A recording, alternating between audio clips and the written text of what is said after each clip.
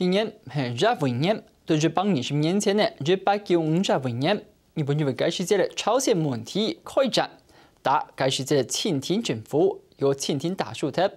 1895年4月，讓日本簽訂馬關條約，關於遼東半島及台灣澎湖，台灣建立台灣民主國抵抗。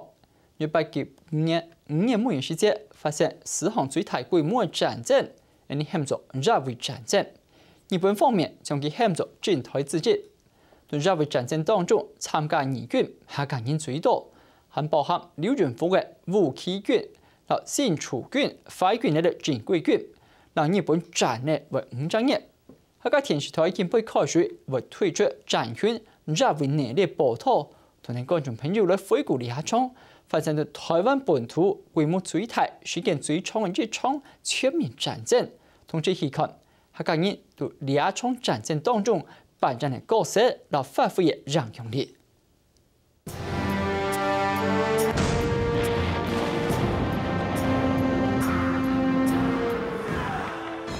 1895年4月17日，清廷同日本簽馬關條約，同台灣澎湖割讓，引起大家嘅不滿。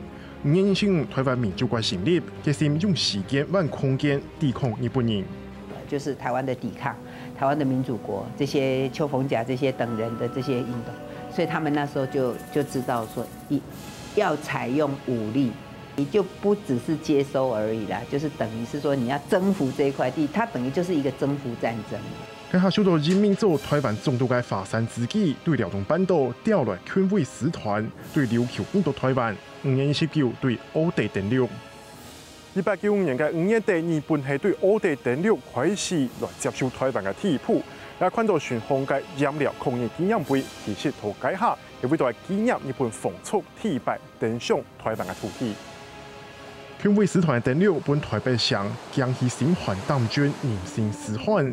6月10日，時局太亂嘅時節，參照人士古憲用代表台北市心，將日本兵入上維持其勢。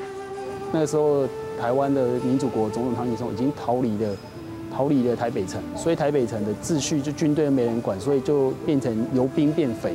所以他其實為了要保護身家安全，其實有一波是漢人的商人去跟日本人取得聯繫，說希望日軍來接收。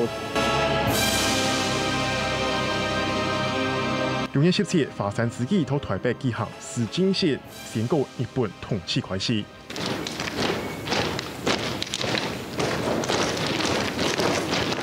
大叫董永藩！大叫董永藩！大叫董永藩！不過，石頭橋嘅時節，陶就苗地區太通量唔同型帶量嘅客家義軍係秋天披戰。一些客家朋友考慮的就是說，這是我的土地，這是我的家鄉，我就是捍衛我的家鄉。義軍hand頭陶就到山區挑釁日本兵，有多少成果？因此都難分出咩人係兵，咩人係民。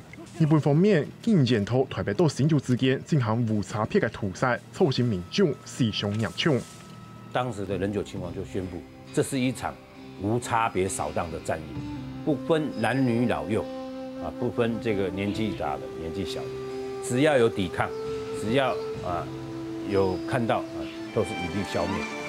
到8月底，日軍攻落中埔要塞八卦山了後，將個對澎湖、增加鋪水，分別對嘉義部隊同屏東枋寮登陸，深入包圍台灣民主國前邊嘅城市台南。